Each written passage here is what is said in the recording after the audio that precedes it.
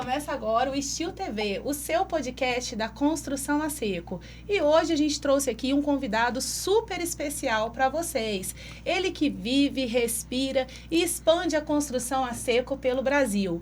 Empreendedor, host do podcast Nos Bastidores e diretor de expansão da Steel Home. O currículo é grande, hein, Rafael? E além desse tudo aí que você falou, ainda é meu ídolo, meu parceiro. Hoje eu estou aqui nesse podcast aqui, foi muito incentivo dele. Ele me deu essa luz aí dessa parte digital, que a gente estava muito falho antes de ir para Steel Home, que o Henrique me ajudou muito dessa parte digital. Obrigado. Bom, tá aqui com a gente hoje Henrique Ventura. Prazer receber você, Henrique. Prazer estar aqui, tá no Goiás, estar aqui com vocês. Pessoas que eu admiro bastante, que a gente tem muita parceria.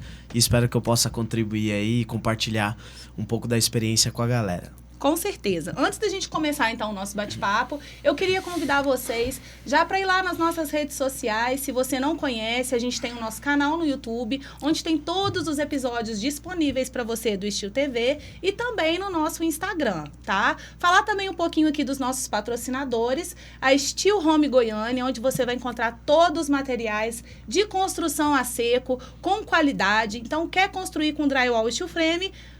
Steel Home Goiânia e agora Aparecida. Além de tudo que a Malu falou, Steel Home, a queridinha dos montadores, com preço justo, com aquela qualidade que todo montador precisa. Então agora estamos em Aparecida de Goiânia e estamos no Itatiaia também. Então, montadores, venha para Steel Home, marca isso. É isso aí. Também temos a TOTUS Contabilidade, a nossa parceira aí tá com a gente desde o início. É uma consultoria personalizada para a sua empresa. Então, precisou de contabilidade, já conta aí com o pessoal da TOTUS. E, além disso, a Plaquilux, né? A empresa de materiais de construção, ela fabrica materiais de extrema qualidade. Inclusive, você encontra os materiais da Plaquilux aqui na Steel Home Goiânia e na Steel Home Aparecida. Beleza?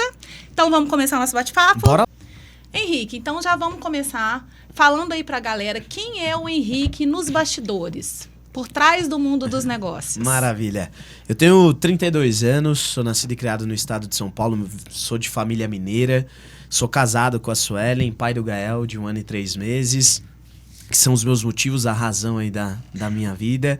E eu tive uma experiência nos últimos 10, 11 anos nessa área comercial, na parte de liderança, mas eu busco ser uma pessoa que tenta equilibrar um pouquinho na vida pessoal e a profissional, embora me considere um pouquinho workaholic, né?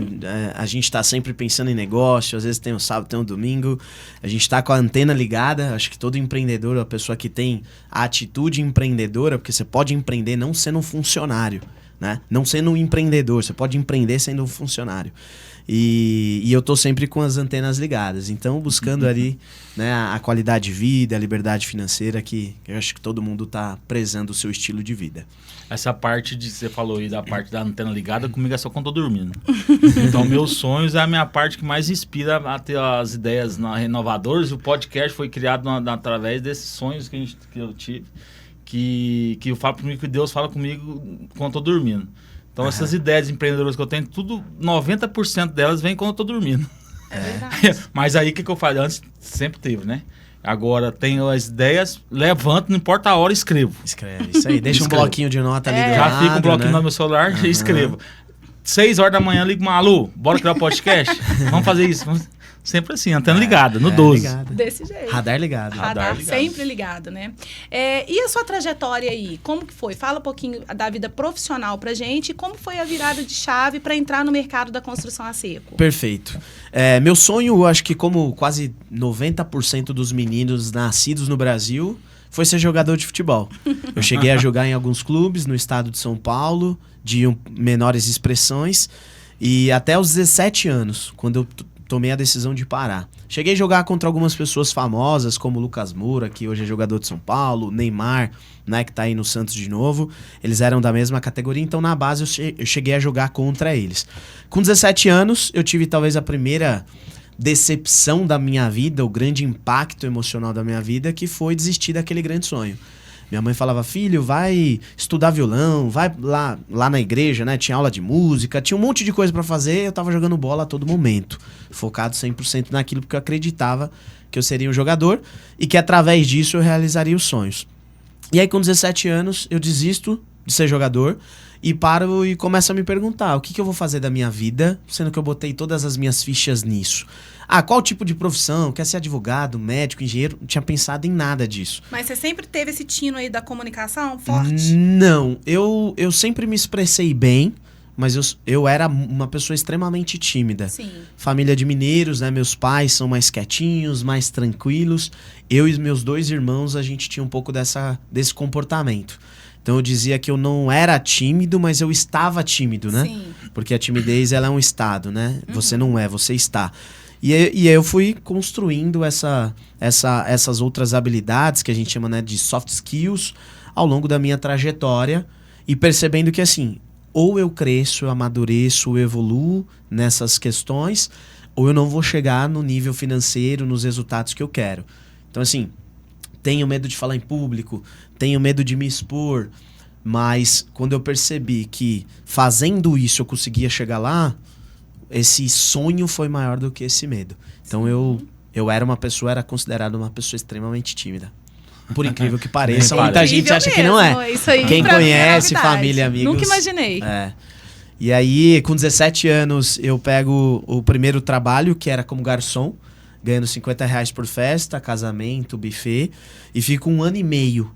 Entro numa escola técnica de administração de empresas, porque minha mãe falou, você precisa estudar. Eu falei, mas o quê? Ela falou, se vira, escolhe alguma coisa e vai. E aí eu fui. Esse curso técnico me deu bastante norte, assim, do que eu poderia, talvez, ir para alguns rumos da minha vida. Conheci minha esposa lá, a gente está 16 legal. anos juntos, desde a escola. E como garçom, aprendi a servir. Depois de garçom, eu começo ali, de fato, ir para a parte mais empresarial ou corporativa, né? Eu vou acho que resumidamente, eu vou para trabalhar com um amigo, que ele tinha uma empresa de marketing, mas para fazer e-commerce, né? Lojas virtuais. E ele me chamou para trabalhar na área comercial. Na verdade, ele me chamou, falou da ideia, eu falei, mas eu vou fazer o quê? Ele falou, você vai falar com cliente, você vai buscar cliente. Eu falei, mas cara, eu sou meio tímido, não. Eu vou te ajudar, você vai aprendendo no processo. Fiquei 1 ano lá, ganhei R$600, vendi uma loja. Mas aprendi bastante coisa. Sim. Aprendi a me expor, aprendi a tomar não na cara, aprendi a ter frio na barriga na hora de fazer uma reunião, falar com o cliente, e fui aprendendo. Então, aquele momento, talvez foi um dos que eu mais aprendi na minha vida. E comecei a entender que eu talvez tivesse jeito para essa questão comercial. Embora o resultado fosse uma loja só, no ano, eu comecei a entender que, era um caminho, que eu tava gostando daquilo, e pessoas me falavam que eu articulava bem, que eu tava indo bem. Então eu falei, peraí, acho que se as pessoas estão enxergando, por que eu não enxergar isso em mim também? Sim. E depois dessa virada de chave, fala pra gente. Depois dessa loja virtual, eu conheço vários empreendedores, vários empresários, e me desperta o desejo de me tornar um empresário empreendedor. Só que como? Sem dinheiro, sem muito conhecimento. Eu e meu irmão, a gente decide importar roupas da Espanha para montar uma loja virtual. Na época chamava F-Commerce ou Face Commerce, que era a loja virtual hoje que tem dentro das plataformas, né, do próprio Meta. E na época era só um protótipo. E a gente decidiu, importamos R$10.000. As roupas vieram totalmente diferentes, perdemos R$10.000. Nosso primeiro empreendimento que não deu certo. Então tinha pouco dinheiro, pegamos emprestado do pai, da mãe ali, de quem podia ajudar. Começamos, não deu certo. Aí eu vou pro mundo corporativo. Entro no Bradesco, fico lá quase 2 anos, na área de call center, de atendimento. Um negócio que eu falei que eu nunca faria na minha vida. Telemarketing. Todo mundo tem essa famoso experiência. telemarketing.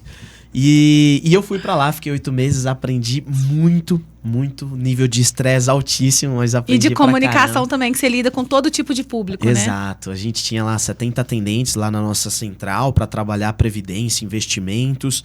E eu comecei a ficar bem, fiquei bom nisso, né? Ficava sempre entre os 4, os 3 primeiros, né? Cheguei a ganhar ranking. Então eu comecei a evoluir mais ainda. Só que já tinha aquele bichinho picado. Trabalho tradicional, ficar 100% em uma empresa, não queria aquilo. É quando eu conheço o tal do marketing multinível, marketing de rede.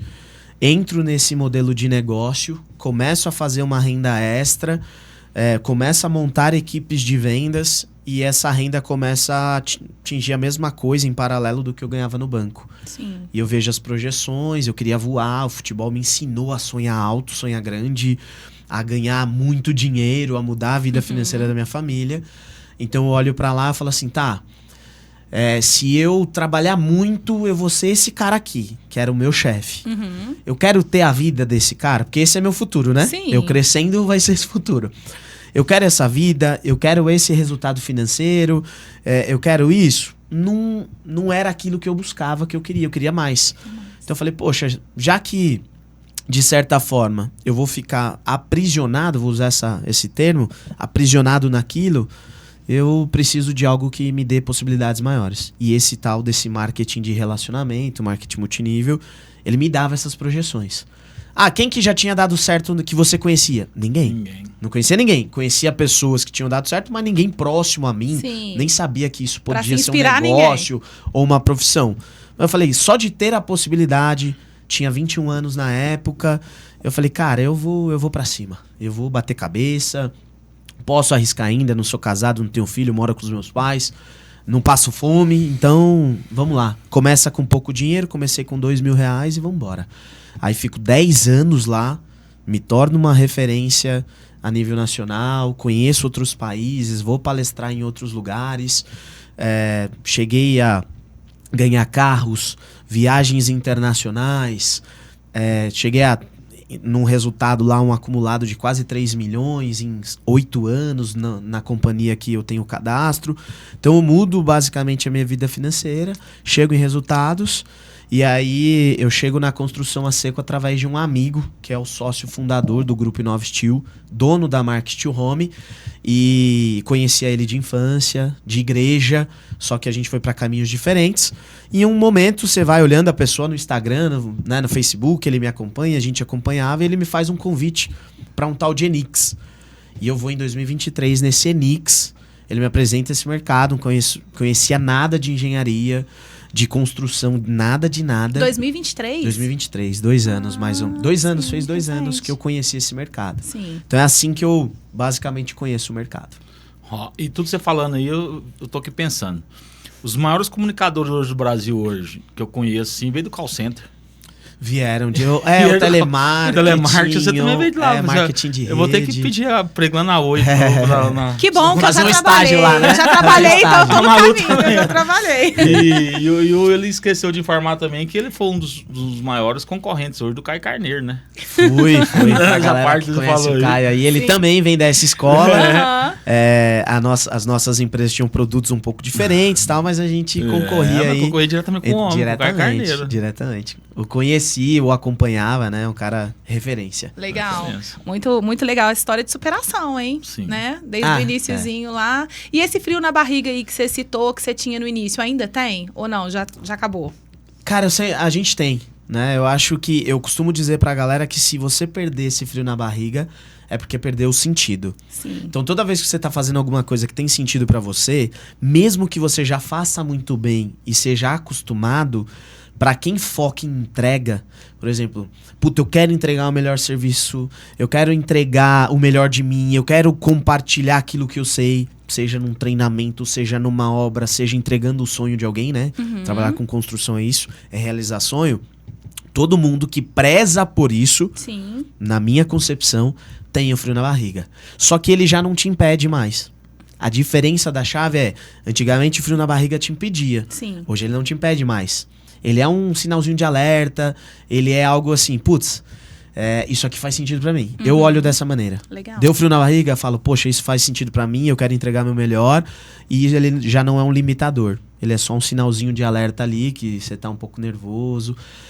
Mas como que você faz pra tratar isso? Só pegando um gancho. Quanto mais confiança e convicção naquilo que você faz, na experiência que você tem, menos frio na barriga você tem.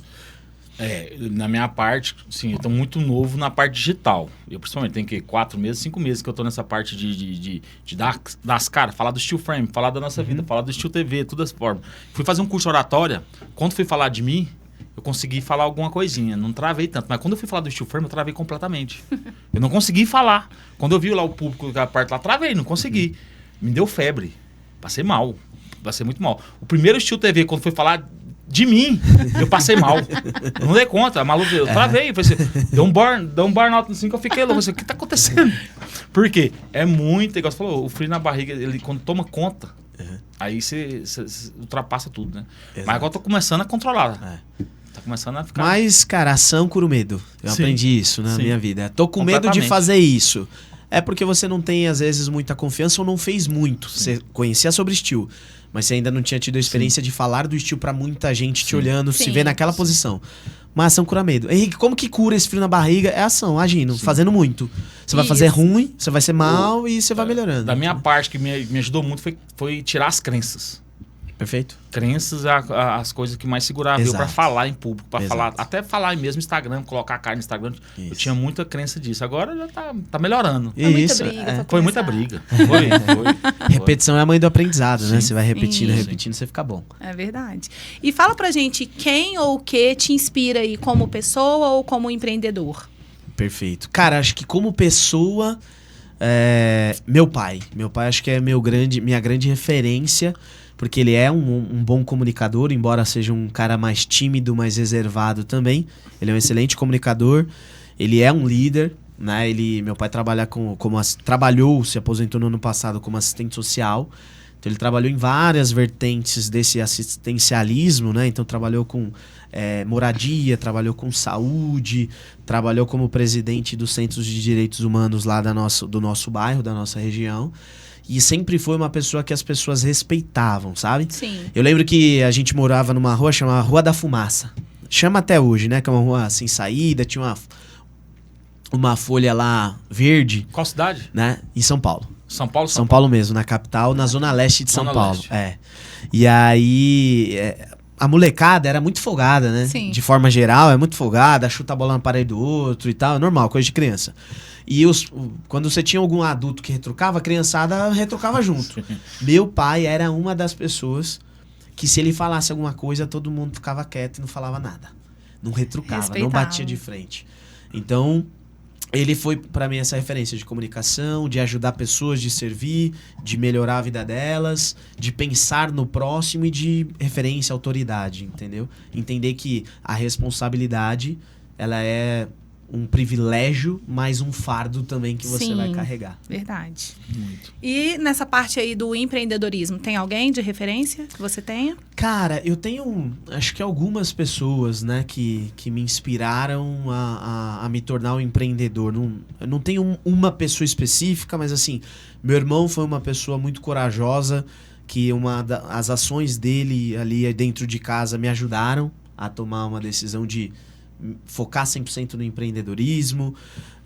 Eu tenho um cara que é o presidente da Rinode, que é uma empresa que eu trabalhei por muitos anos, que ele é um dos maiores líderes que eu já conheci, que arrasta milhares de pessoas através da sua visão, da sua crença, da sua história de vida. Então, tenho algumas pessoas, não tenho alguém específico, não. Eu tento modelar atitudes, comportamentos de alguns e moldando e trazendo isso para minha vida empreendedora. Legal. E como diretor de expansão hoje, como que é liderar essa expansão aí dessa marca da Steel Home pelo Brasil? Perfeito. Quando eu aceitei esse desafio, esse objetivo de levar a construção a seco, que é um mercado tido como pioneiro, de forma geral. A gente tem 35 anos hoje no Brasil, mas é 4 vezes menor do que a Argentina, 5 vezes menor que o Chile, 10 vezes menor do que os Estados Unidos.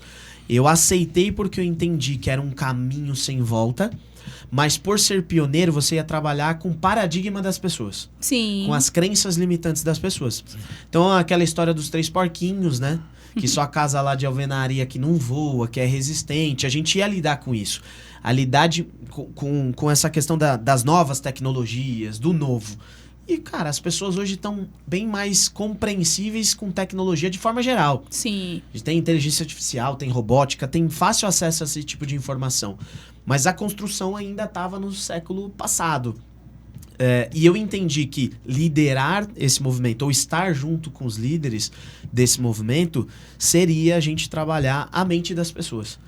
Então, seja a mente do arquiteto, engenheiro, que tem muito mais conhecimento técnico do que eu, mas assim, como ele pode pensar essas novas tecnologias, como ele pode gerenciar isso, a pessoa que está executando, como que ela pode executar isso, o consumidor final, que é da onde nasce o sonho, né? Seja um empreendimento, residencial, uma casa, é o sonho de alguém.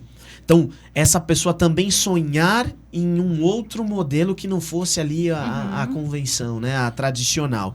Então, a gente trabalharia muito em relação a isso, com muito paradigma, com muita crença, questão de dinheiro, questão de tempo, questão de resistência. E isso é um negócio que eu aprendi a lidar nos últimos 10 anos. Porque eu trabalhei com um negócio que todo mundo já ouviu falar, ou já falou assim, esse negócio aí é pirâmide. Esse negócio aí de cosméticos, você vai virar um Jequiti Boy, falavam pra mim, né? Você é o garoto Jequiti, né? Você tá lá fazendo lavagem cerebral na cabeça das pessoas. Então eu já lidava com objeção todo dia, eu lidava com essas objeções dentro de casa. Minha mãe não entendia o que eu fazia no começo, até ter os primeiros resultados. Então, mesmo não entendendo nada de construção, eu entendia um pouco de mente humana, um pouco de neurociência, um pouco de como as pessoas, um consumidor quer alguma coisa, porque as pessoas, elas querem o resultado, elas querem o benefício. Não importa muito como. Então, liderar isso seria trabalhar dessa maneira. Foi isso que eu entendi na forma macro, né? Não tão específica como o Rafa, que domina muito mais que eu, né? Mas você usa o marketing como seu aliado para isso, né? Fala um pouquinho aí. Você aparece bem nas redes sociais, fazendo a divulgação, divulgando o sistema como um todo, né? Sim. Eu acredito que, assim, tudo que você promove com muita força acaba se tornando um desejo das pessoas. O Steve Jobs, ele tinha uma frase que era o seguinte: as pessoas não sabem o que elas querem até que alguém mostre para elas. Sim. Por isso que ele construiu muita coisa. Óbvio, tomadas as devidas proporções, porque ele era um cara fora do tempo dele, um dos poucos, daquelas pessoas poucas na humanidade, ele tava 40 anos na frente.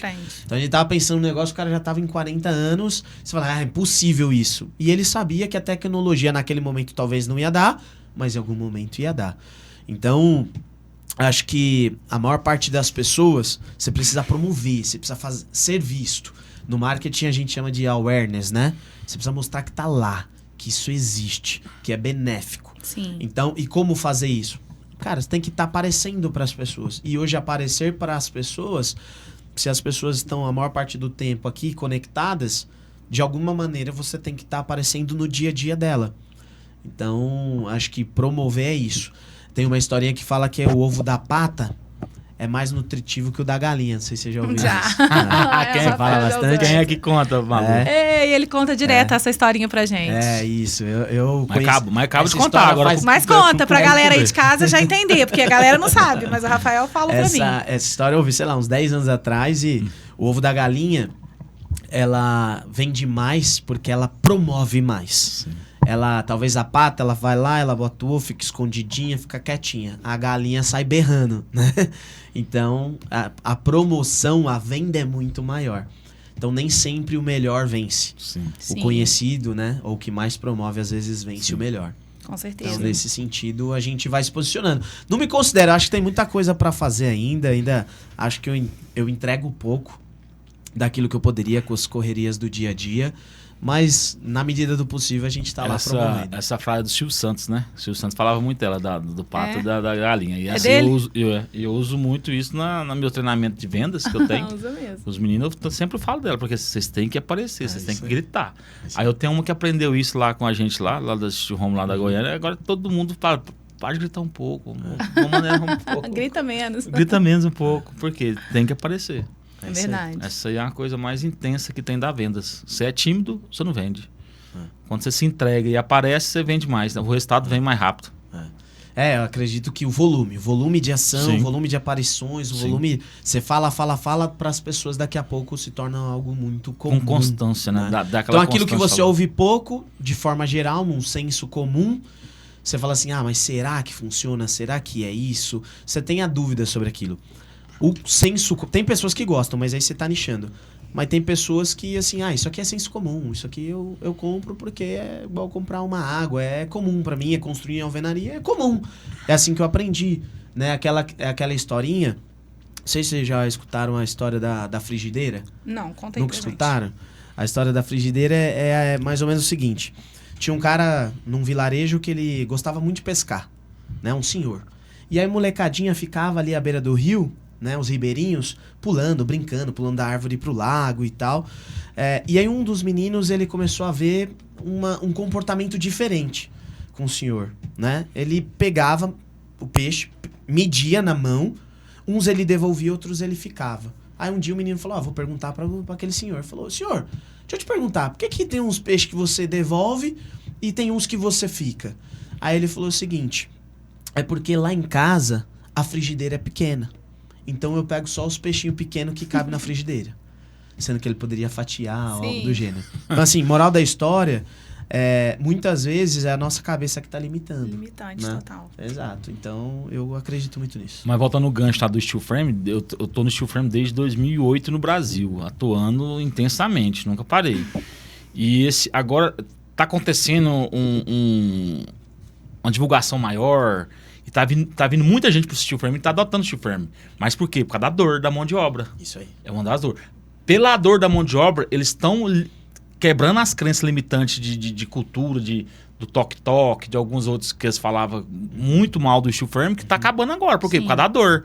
Então é a frase clássica, vem pro amor, vem pra dor. É isso aí. Então agora tá vindo muitas pessoas pela dor porque não tem mão de obra. E, principalmente grandes investidores. Isso. De grandes empreendimentos. É. Porque para fazer um grande empreendimento e entregar com qualidade é muito difícil. Com o Steel Frame a gente consegue entregar um grande empreendimento com qualidade e pouca mão de obra.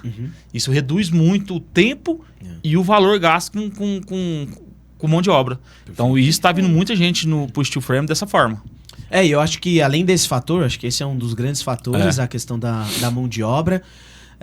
Mas eu entendo também que ele é um movimento, né, que nos últimos anos você ganha uma norma.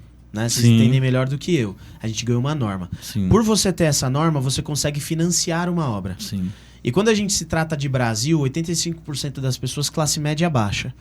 Então, entende-se que a maior parte das pessoas precisa de um financiamento. Sim. Difícil você construir com dinheiro próprio 100% à vista. Quem faz isso? Até um investidor usa dinheiro de banco ou usa um dinheiro a longo prazo.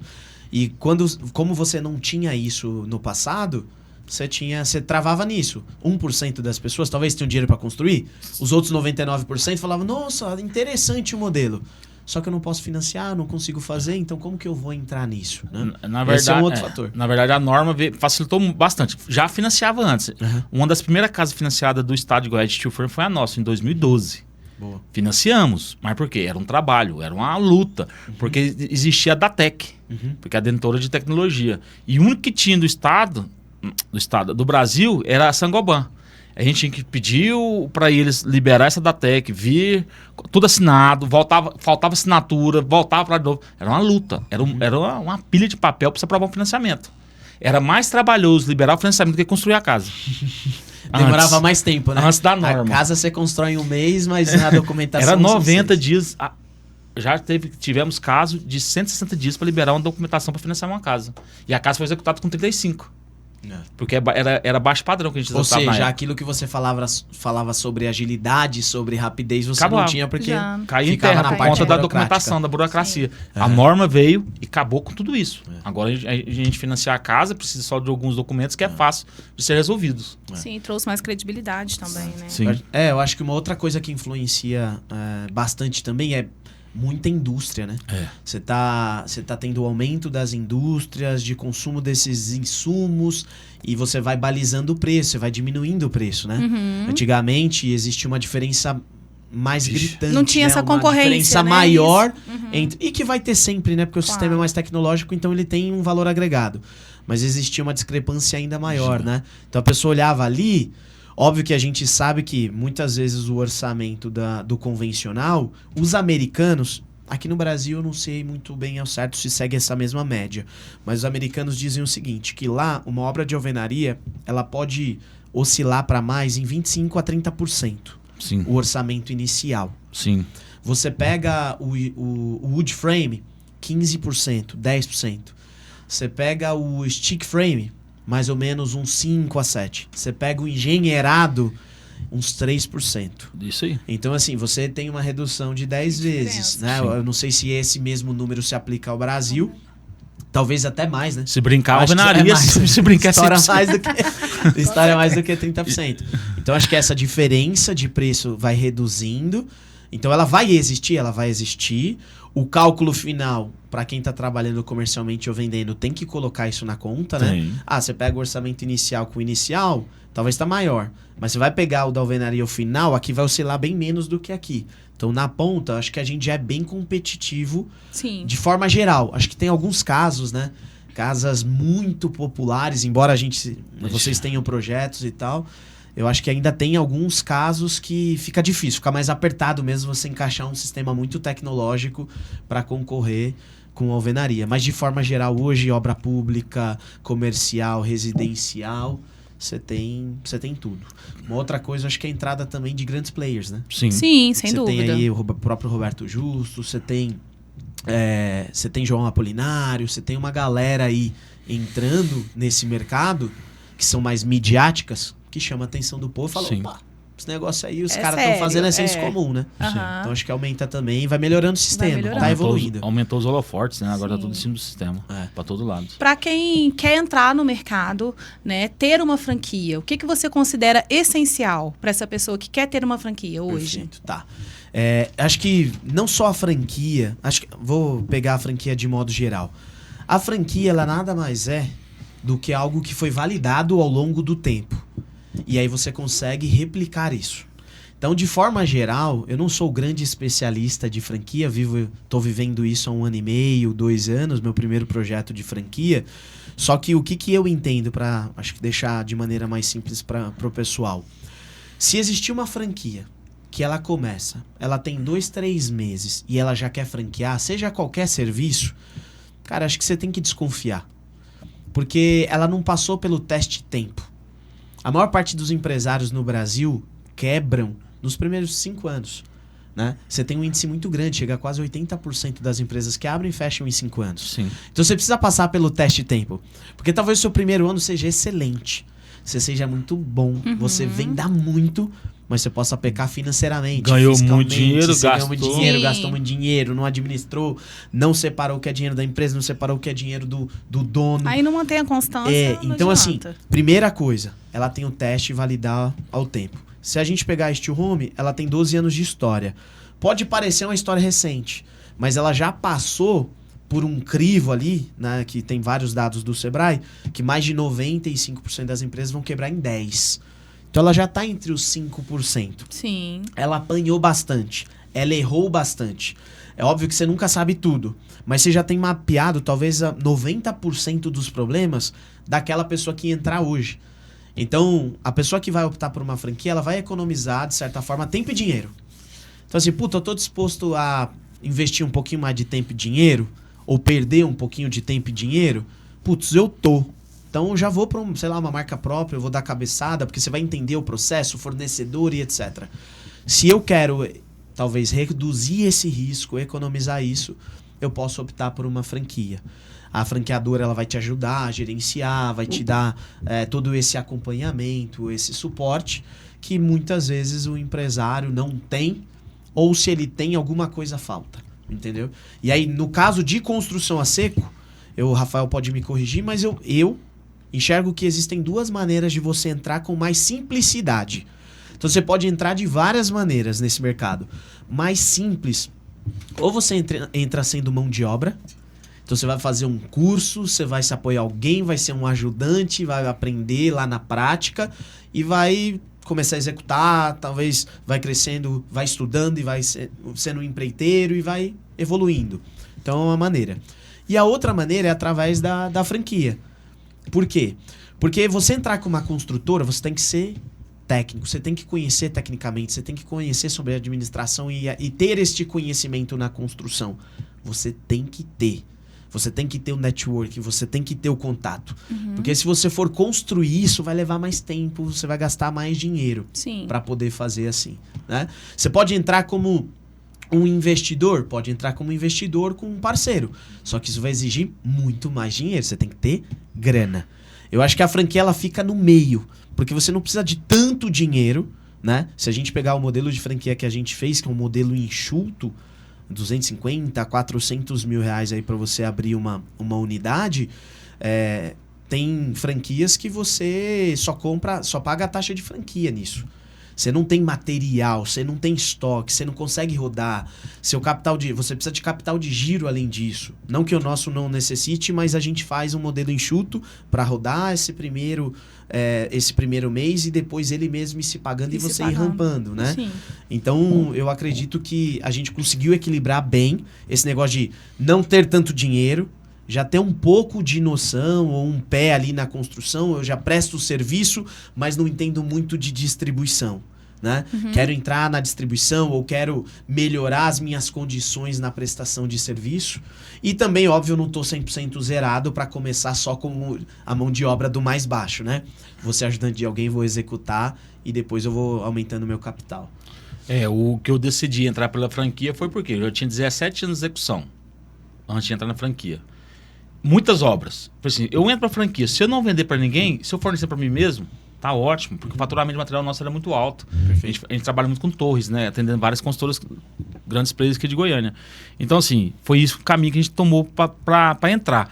Quando a gente foi entrar, foi pela outra franquia do mercado, a gente entrou com 180 mil de estoque. É um estoque bom? Não é. Para começar, para rampar o negócio, falou assim, foi o que tinha. Nós rapelou, eu e o Sérgio, rapelou o que nós tínhamos, que não tinha, colocou lá dentro, pegando dinheiro emprestado, para justamente abrir a primeira unidade, que é a lá do Itatiaia. Ficamos 2 anos com essa marca, mudamos para Steel Home. Tem 1 ano que estamos para Steel Home. Depois que mudamos para Steel Home, nós conseguimos triplicar, eu posso falar, foi 5 vezes mais faturamento da loja, varejo, né? Por quê? Nós tínhamos experiência em execução, tínhamos experiência do varejo, já estava um pouco, mas a franquia não deu um suporte. A Steel Home nos deu, vamos falar gíria Goiânia, deu um chute na bunda. Por quê?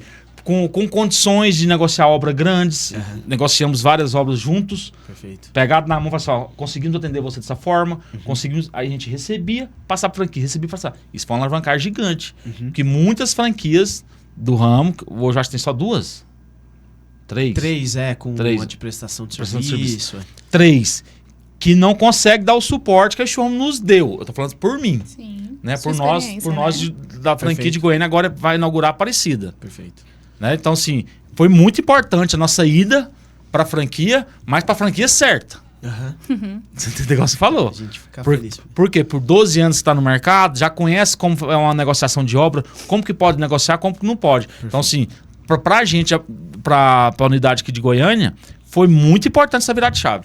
Foi muito importante. Boa. E acho que faz parte, o que você salientou, só complementando, faz parte da criação do modelo. Quando a gente pensou assim, vamos expandir a construção a seco, ela está crescendo, ela é um caminho sem volta. Eu costumo falar pro pessoal lá dentro, comigo ou semigo, esse negócio, esse mercado vai ser gigantesco. Sim. Eu decidi fazer parte, construir a história dele junto, né? Apanhando também com a parte pioneira, mas ok, a gente decidiu. Quando a gente pensou assim, expansão, como a gente vai expandir? Lá no grupo a gente tem indústria. Só que você tem que injetar muito capital na indústria para você conseguir expandir exponencialmente, alavancar, escalar ou escalonar o negócio. Então, eu preciso de muito dinheiro aqui. Com a prestação de serviço, você vai aumentando o time comercial, você consegue. Só que, quando a gente decidiu a franquia, a gente pensou o seguinte. Cara, os próximos 5 anos vai crescer mais do que cresceu nos últimos 30. Isso é um fato. Existe um dado de mercado, inclusive uma grande parceira nossa, né, já forneceu esse estudo, que de 90 até 2020, 30 anos, representava consumo de drywall. Vamos adaptar o drywall à construção a seco. 0,40 metros quadrados por pessoa, o consumo no Brasil. Tá? Chile, por exemplo, é 3 metros quadrados por pessoa. Só que de 2020 para 2025 virou quase 0,80. Ou seja, os últimos 5 anos você dobrou o que tinha feito nos últimos 30. Então os próximos 5 vai ser maior ainda. Sim. Né? Então esse crescimento vai ser gigantesco. Então o que você precisa fazer? As pessoas vão ter acesso a isso. Elas vão ter acesso a esse tipo de informação. Só que a gente vai precisar ter capacidade logística, porque o Brasil é um país Gigante. continental. Sim. É muito caro, né? O transporte rodoviário. Então, assim, como você vai criando mecanismos para ter uma unidade presente mais próxima daquela região? Para quando se pensar, falar, opa, deixa eu entrar em contato com essa empresa. Porque hoje existe pessoas que falam, nossa, eu gostaria de fazer, mas na minha região não conheço ninguém. Na minha região não tem ninguém de confiança, não conheço uma empresa que distribui, não conheço alguém, eu não tenho confiança em quem executa. Então não vou fazer. Isso retarda, né, Sim, de certa claro. forma, o crescimento. Então a gente pensou o seguinte, nós já temos uma operação de varejo, de distribuição, e a gente já conhece sobre isso. Por que não a gente trazer sócios? Né? Porque a franquia, basicamente, você trazer sócio. Alguém que tem visão de dono, não um funcionário. Sim. Então o cara tem o tal do skin on the game, né? Então ele vai vir, a gente vai posicionar, então a gente vai posicionando, vai levando as indústrias em conjunto, a nossa e todos os outros parceiros, porque a gente vai trazendo a demanda. Então a indústria, muitas vezes, quando ela vai fazer a expansão, ela já fica pensando assim, puta, eu vou ter demanda para isso? E se eu botar muito dinheiro, que é milhões, para expandir e não vir na mesma proporção? Sim. É muito dinheiro. Quando você cria os canais de venda, é assim, cara, vamos junto. Deixa que a venda a gente vai trazer. Então, meio que o nosso papel, por isso que a gente optou pela marca Steel Home, para ser a grande empresa que iria expandir o Grupo Inova Steel. Abrir os canais de venda, você ter os sócios, você ter a galera lá sendo esse hub de negócios e trazendo e tendo o suporte técnico, o suporte comercial, o suporte logístico da matriz da franqueadora. Que é um grande diferencial, né? Segundo ele ali, que tem. Exato. Então, quando a gente pensou esse modelo franquia, foi, putz, vamos apoiar numa obra, não vamos ser só o varejo. Porque o varejo, a distribuição, ela tem margens um pouco menores quando você fala de commodity. Sim. Igual cimento, né? Aqui a gente tem a nossa chapa de drywall, você tem os perfis, né? Principalmente os de drywall, que você tem margens mais espremidas, né? Porque todo mundo entrou nessa guerra e é um commodity. Então, putz, você ganha dinheiro com isso? Não ganha dinheiro com isso, né? Você mantém o negócio, paga as contas, você ganha dinheiro com o quê? Com onde você agrega valor. Então, a franqueadora putz, eu vou ser um fornecedor de mercadoria para você, mas eu vou te agregar com outras coisas, com uma possibilidade de financiar uma obra grande, de entrar junto contigo, de usar o nosso time interno de engenharia para conseguir fazer um levantamento e te dar um orçamento para você poder negociar na ponta, para fortalecer a marca e fazer uma geração de leads, né? Todo mundo que vir buscar, então nosso objetivo, ser a maior marca de construção a seco. Pensar em construção a seco, vai pensar em Steel Home. Pensou na Steel Home, a gente vai jogar todas essas demandas para os nossos canais de venda, que são as franquias.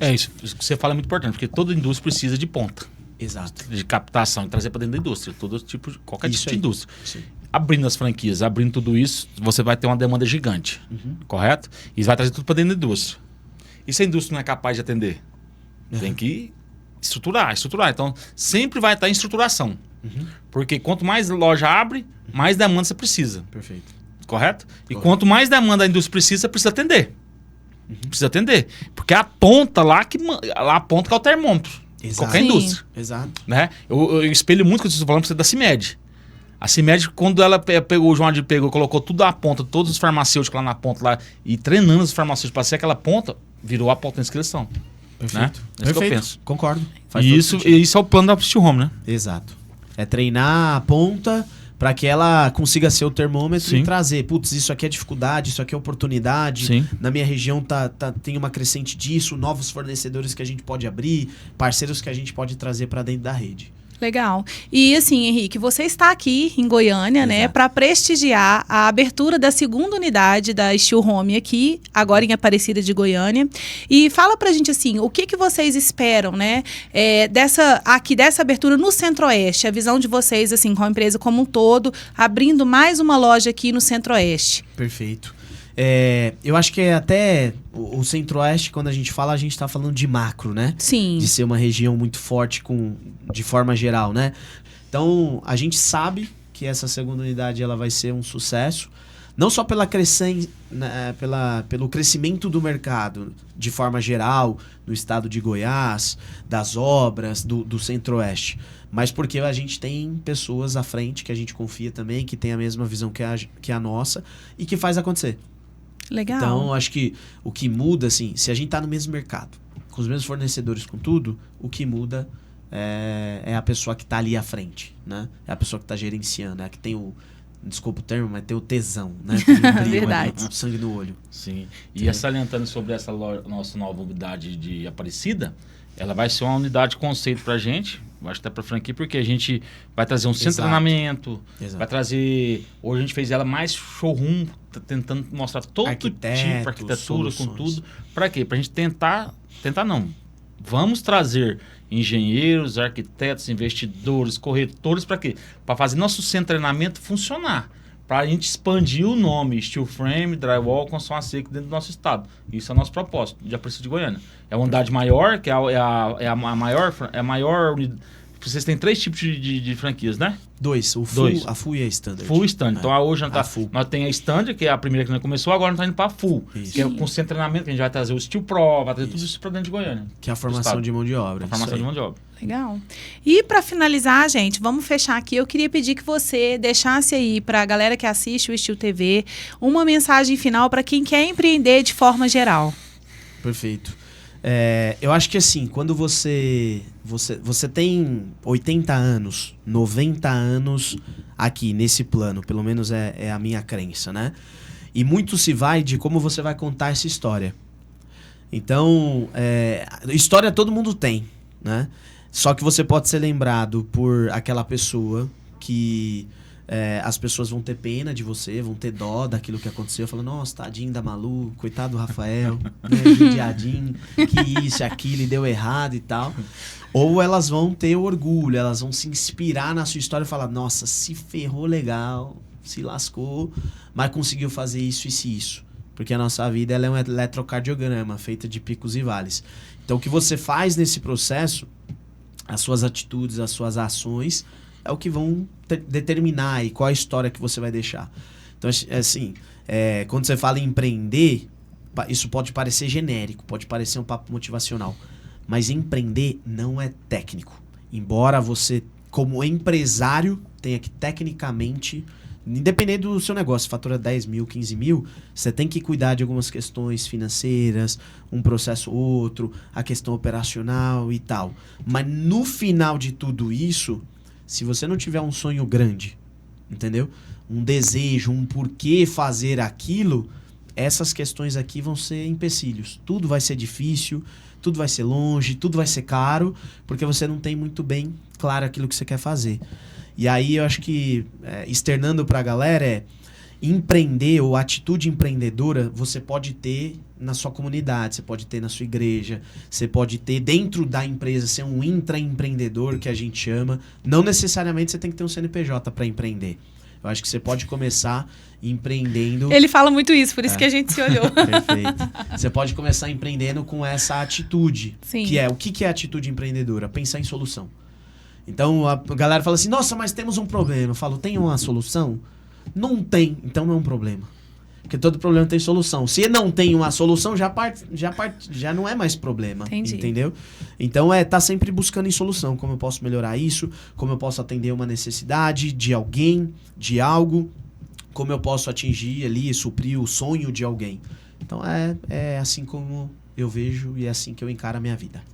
Henrique, foi um prazer receber você aqui no nosso podcast. Eu tenho certeza que foi extremamente maravilhoso para todo mundo, para a gente aqui, né, Rafael? Agregou demais e para as pessoas que estão assistindo também, né, Rafael? Hoje foi um dos podcasts que a gente teve menos cortes, que o papo fluiu, foi muito interativo, conhecimento gigantesco que o senhor tem. Então, parabéns e obrigado por você estar aqui em Goiânia, por estar aqui nesse podcast hoje para trazer esse conhecimento seu. Então, foi muito produtivo. Maravilha, eu que agradeço o convite. Estou sempre à disposição para o que vocês precisarem.